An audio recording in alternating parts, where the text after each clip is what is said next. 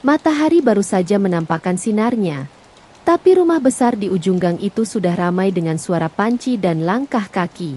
Di dapur, Rani berdiri sambil menumis sayur dengan mata yang setengah terpejam. Waktu baru menunjukkan pukul 5 pagi, tapi ia sudah harus bangun sejak pukul 4. Hari-harinya dimulai lebih awal sejak tinggal di rumah mertua, karena setiap pagi selalu ada ujian kesabaran yang menantinya. Rani baru 3 bulan menikah dengan Arga, pria sederhana yang ia kenal dari tempat kerjanya dulu. Cintanya tulus, tapi nasib berkata lain. Mereka belum punya rumah sendiri, jadi sementara waktu tinggal di rumah orang tua Arga. Awalnya, Rani pikir semua akan baik-baik saja. Tapi sejak hari pertama, Buati, mertuanya, sudah menunjukkan tanda-tanda ketidaksenangan. Kalau kamu istri yang baik, gak usah sibuk kerja. Urus suami aja di rumah. Buat apa uang banyak kalau suami gak terurus? Kalimat itu meluncur begitu saja setiap kali Rani bersiap berangkat kerja. Padahal, pekerjaan Rani di sebuah toko pakaian tidak hanya untuk dirinya sendiri. Ia ingin membantu Arga membangun rumah kecil mereka di tanah pinggir sawah yang sudah dibeli dengan susah payah. Tapi menjelaskan itu ke Buati seperti berbicara pada tembok. Setiap alasan terdengar salah di telinga mertua yang keras kepala itu. Pagi itu, Rani sedang menyiapkan sarapan, nasi goreng sederhana dan telur dadar, ketika Buati datang dengan ekspresi masam. Nasi goreng lagi? Suamimu itu bosan makan yang gitu-gitu aja, katanya ketus sambil memukul meja. Rani hanya diam. Ia menunduk, menahan air mata yang mulai menggenang. Maaf, Bu. Besok Rani coba masak yang lain, jawabnya pelan. Arga muncul dari kamar, menguap kecil, lalu menatap istrinya dengan iba.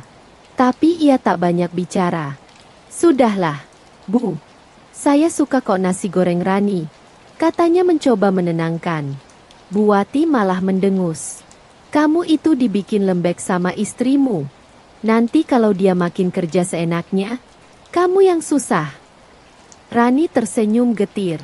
Ia tahu Arga berada di posisi sulit.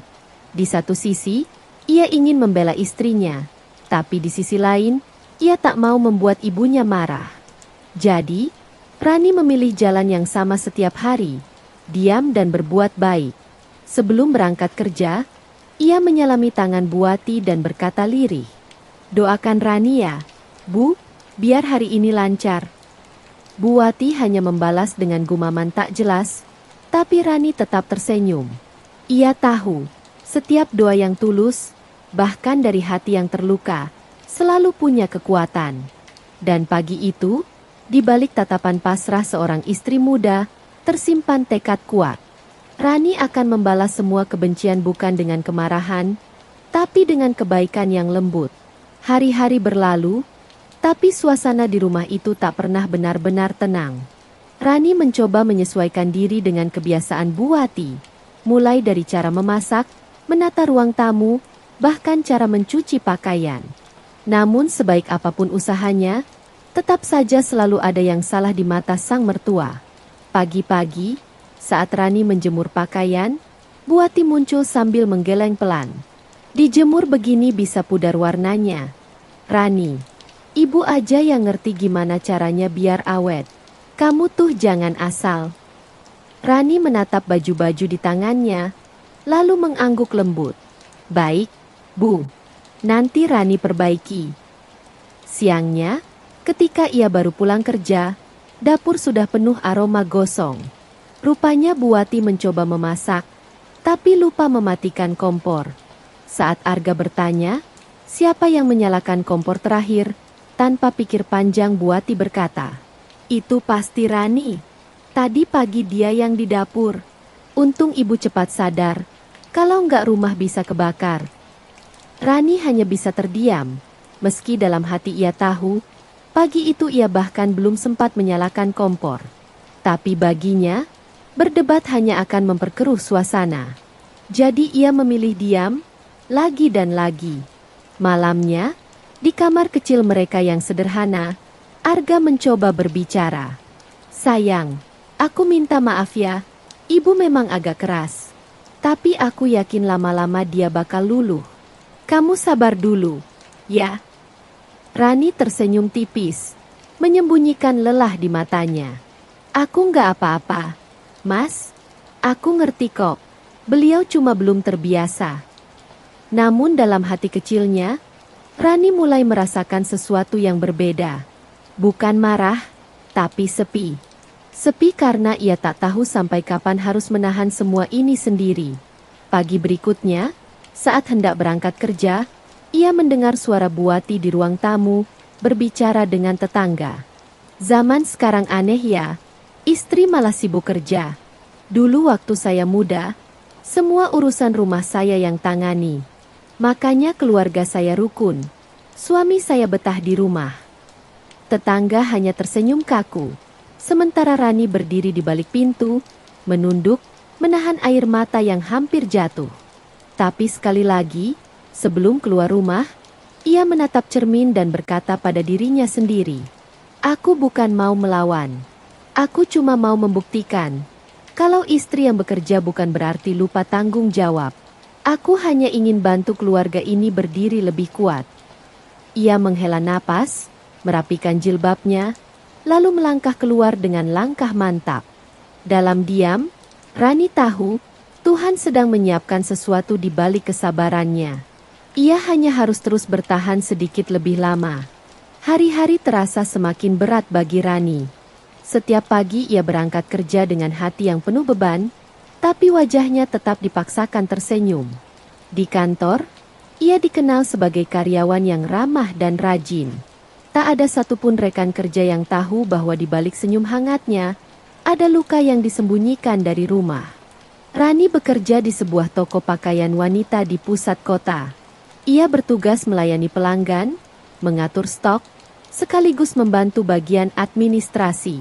Pekerjaan itu tidak mudah, tapi bagi Rani, justru menjadi pelarian dari suasana rumah yang penuh tekanan. Di tempat kerja, ia bisa bernapas lebih lega. Ia bisa menjadi dirinya sendiri tanpa harus merasa selalu salah. Suatu hari, toko tempat Rani bekerja kedatangan pelanggan besar. Seorang pengusaha butik yang ingin menjual produk dalam jumlah besar. Pemilik toko, Pak Surya, panik karena data stok belum diperbarui. Semua pegawai sibuk mencari, tapi hanya Rani yang bisa menemukan file pesanan lama dan menyusunnya kembali dengan cepat dan rapi. "Rani, kamu luar biasa," kata Pak Surya terkejut. "Berkat kamu, pesanan besar ini bisa jalan. Kalau proyek ini berhasil, kita bisa dapat bonus besar."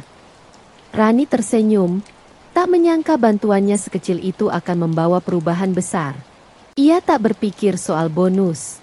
Yang penting, pekerjaan selesai dengan baik. Beberapa minggu kemudian, saat evaluasi bulanan, Pak Surya mengumumkan kabar tak terduga. Mulai bulan depan, Rani akan saya naikkan jadi asisten kepala toko. Gajinya naik, dan ada bonus tambahan dari proyek kemarin. Rani tertegun. Matanya berkaca-kaca. Bukan karena uang, tapi karena ia merasa akhirnya kerja kerasnya dihargai. Malamnya, di perjalanan pulang naik angkot, ia memandangi langit malam sambil berbisik dalam hati. Mungkin ini jawaban Tuhan. Aku diminta bersabar dulu, supaya bisa melihat hasil dari ketulusan. Sesampainya di rumah, Rani membawa tas berisi hadiah kecil, kain batik indah, vitamin, dan kue kesukaan Buati. Ia tahu, inilah saatnya membalas semua amarah itu. Bukan dengan kata-kata, tapi dengan kebaikan yang nyata. Ketika Rani menyerahkan hadiah itu, Buati sempat terdiam lama. "Ini, buat ibu." "Iya, Bu." Rani lihat ibu suka batik. Rani kebetulan dapat rezeki lebih, jadi Rani belikan yang bagus. Buati memegang kain itu perlahan. Wajahnya kaku, tapi matanya mulai berkaca. Ia tak menjawab, hanya berdehem pelan dan berbalik ke dapur. Tapi malam itu, untuk pertama kalinya, suara Buati tak terdengar meninggi. Rumah terasa sedikit lebih tenang. Di kamar kecilnya, Rani berdoa dalam diam. Terima kasih, Tuhan. Kalau memang ini jalan yang Engkau pilih, aku siap terus berjalan di dalamnya. Aku tahu, kebaikan tidak selalu terlihat cepat, tapi Engkau pasti melihat. Dan malam itu, Rani tidur dengan senyum kecil di bibirnya. Senyum penuh harapan bahwa mungkin angin perubahan mulai berhembus di rumah itu. Sejak malam ketika Rani memberikan hadiah batik itu, suasana rumah sedikit berubah. Tidak sepenuhnya damai, tapi ada ketenangan kecil yang mulai terasa. Bu Wati tak lagi berteriak setiap pagi. Ia tetap banyak bicara, tapi nada suaranya kini tak setajam dulu. Bahkan sesekali, ia tampak memperhatikan Rani diam-diam dari balik jendela saat menjemur pakaian. Namun Rani tak berani berharap terlalu tinggi. Ia tetap menjalani hari seperti biasa. Bangun sebelum subuh, memasak, membersihkan rumah, lalu berangkat kerja dengan langkah pelan agar tak menimbulkan suara. Tapi di dalam hati, ia tahu ada sesuatu yang perlahan melunak. Suatu sore, ketika Rani masih di tempat kerja, Arga pulang lebih cepat. Ia mendengar suara ibunya berbicara dengan tetangga di teras. Aku dulu sering marahi Rani, Mbak. Tapi anehnya, anak itu nggak pernah marah balik. Malah makin rajin. Kemarin dia beliin aku batik. Katanya buat aku biar kelihatan cantik. Aku sampai nggak tahu harus ngomong apa. Tetangga hanya tersenyum hangat. Berarti menantumu itu baik, Bu. Nggak semua perempuan bisa sabar kayak dia. Mungkin dia pengen nunjukin kalau kebaikan nggak butuh banyak kata. Bu Wati terdiam lama. Matanya menatap kosong ke arah halaman, lalu perlahan mengusap sudut matanya yang basah. Iya, Mbak, aku malu. Aku sering doa supaya anakku dapat istri baik. Tapi waktu Tuhan kasih, aku malah nyakitin dia. Arga yang mendengar dari balik pintu, ikut terdiam. Di dalam hatinya, ada rasa lega dan haru yang bercampur. Ia tahu ibunya keras kepala, tapi mendengar pengakuan itu terasa seperti mukjizat kecil. Malamnya, Rani pulang seperti biasa. Ia menyapa lembut, menaruh tasnya, lalu langsung ke dapur membantu Bu Wati menyiapkan makan malam. Bu Wati hanya menatap sekilas dan berkata pelan, "Nanti ibu aja yang cuci piring, kamu capek kerja seharian." Rani tersenyum, terkejut tapi bahagia. "Enggak apa-apa, Bu. Rani masih kuat kok." Sore itu, tak ada kata terima kasih yang keluar. Tapi bagi Rani, perubahan kecil itu lebih dari cukup. Ia tahu, cinta tidak selalu datang lewat ucapan. Kadang lewat diam yang lembut, atau tindakan kecil yang tak diucapkan. Malam semakin larut. Dari kamar, Rani mendengar suara lirih Bu Wati sedang salat. "Ya Allah, ampunilah aku. Aku sudah salah menilai. Ternyata menantuku lebih tulus dari yang kubayangkan." Air mata Rani menetes pelan. Ia menutup wajahnya dengan selimut dan tersenyum dalam tangis. Akhirnya, Tuhan menjawab doanya. Bukan dengan keajaiban besar, tapi dengan hati yang pelan-pelan luluh. Dan malam itu, di rumah kecil itu, dua hati yang dulu sering berseberangan mulai belajar berdamai. Musim hujan mulai tiba. Setiap sore, udara di rumah itu dipenuhi aroma tanah basah dan suara hujan yang menenangkan. Tapi suatu pagi, ketenangan itu mendadak berubah jadi kepanikan. Rani baru saja selesai bersiap kerja ketika mendengar suara jatuh dari kamar depan. Ia berlari dan menemukan Bu Wati tergeletak di lantai. Wajahnya pucat, tubuhnya gemetar. "Bu! Ya Allah, Bu!" Rani menjerit panik sambil memeluk tubuh tua itu. Tanpa pikir panjang, ia meminta bantuan tetangga untuk membawa Bu Wati ke rumah sakit. Arga sedang di luar kota untuk urusan kerja, jadi hanya Rani yang mengurus semuanya seorang diri, mulai dari administrasi, obat, hingga menjaga di ruang rawat. Selama 3 malam, Rani hampir tidak tidur. Ia terus berada di samping tempat tidur Bu Wati, mengganti kain kompres, menyuapi bubur, membersihkan wajah, bahkan memijat tangan yang mulai dingin. Perawat yang lewat sempat berbisik kagum. "Jarang loh, Bu muda kayak kamu mau rawat ibu mertua sebegini sabar. Kamu anak yang luar biasa. Rani hanya tersenyum kecil. Saya cuma melakukan apa yang seharusnya. Beliau juga ibu saya. Pada malam ketiga, Buati tersadar perlahan. Pandangannya kabur, tapi ia bisa melihat wajah Rani di sampingnya. Letih, tapi lembut. Rani, suaranya parau. Kamu, gak pulang-pulang? Kenapa kamu gak istirahat? Rani menggenggam tangannya. Rani gak apa-apa, Bu. Yang penting ibu sembuh. Tetesan air mata menuruni pipi Buati. Nah, ibu dulu jahat banget sama kamu. Ibu sering ngomong kasar, nyakitin hatimu. Tapi kenapa kamu masih mau rawat ibu begini? Rani tersenyum tulus. Karena ibu adalah ibu saya juga. Kalau saya marah, sama aja saya nggak belajar jadi istri yang baik. Buati menatap wajah menantunya lama sekali.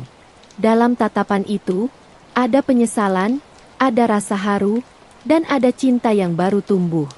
Ia menggenggam tangan Rani erat-erat sambil berbisik. Kamu bukan cuma menantu. Kamu anak yang Tuhan titipkan buat ngajarin ibu arti sabar. Air mata mereka berdua akhirnya jatuh bersamaan.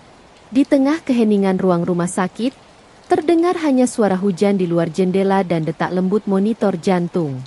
Malam itu menjadi malam yang menghapus semua luka lama. Tidak ada lagi amarah, tidak ada lagi jarak. Hanya dua perempuan. Satu yang belajar memaafkan, satu yang belajar menyesal. Rani tak menyangka, balasan paling indah untuk kesabarannya bukanlah harta, bukan pujian, tapi pelukan hangat dari ibu mertua yang dulu membencinya.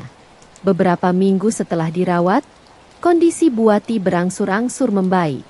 Tubuhnya mulai kuat, wajahnya lebih segar, dan senyumnya, yang dulu jarang sekali muncul, kini sering menghiasi pagi di rumah itu.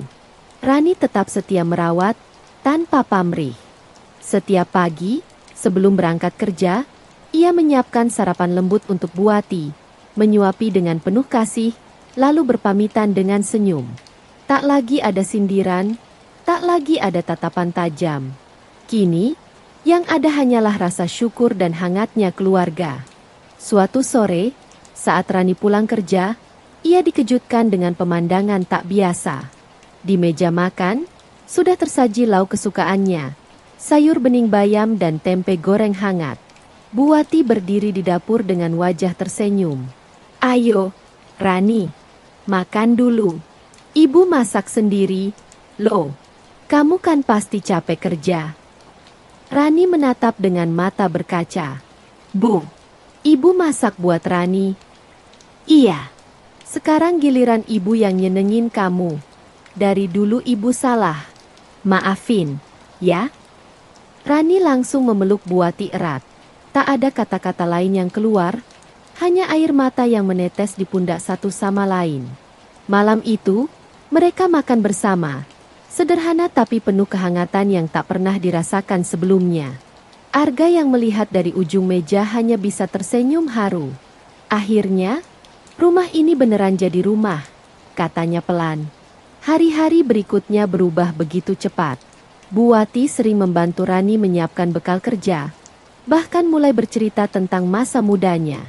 Kadang mereka tertawa bersama, kadang saling menasihati. Hubungan mereka tak lagi seperti mertua dan menantu, melainkan seperti ibu dan anak kandung yang saling menyayangi. Pada suatu pagi yang cerah, saat Rani hendak berangkat kerja, Buati memanggilnya dari ruang tamu. Rani, ibu cuma mau bilang satu hal. Apa itu, Bu? Kamu tahu nggak? Dulu ibu pikir kamu mau rebut perhatian Arga dari ibu. Tapi ternyata kamu justru ngajarin ibu arti cinta yang sesungguhnya. Cinta yang gak butuh dibalas, cuma butuh diterima. Rani menatap wajah wanita tua itu dengan senyum lembut. Kalau Rani bisa membuat ibu bahagia, itu sudah cukup. Karena kebahagiaan ibu, kebahagiaan kami juga. Buati mengangguk pelan, memeluk Rani untuk pertama kalinya tanpa rasa canggung. Dalam pelukan itu, seluruh luka masa lalu seakan luruh begitu saja. Kini, rumah kecil di ujung gang itu tak lagi penuh teriakan dan air mata. Yang tersisa hanyalah tawa kecil, aroma masakan hangat, dan doa-doa yang dilantunkan setiap malam. Dan setiap kali Rani menatap langit sore, ia selalu berbisik pelan. Inilah kenikmatan sejati, bukan dari harta, bukan dari pujian, tapi dari hati yang akhirnya bisa berdamai.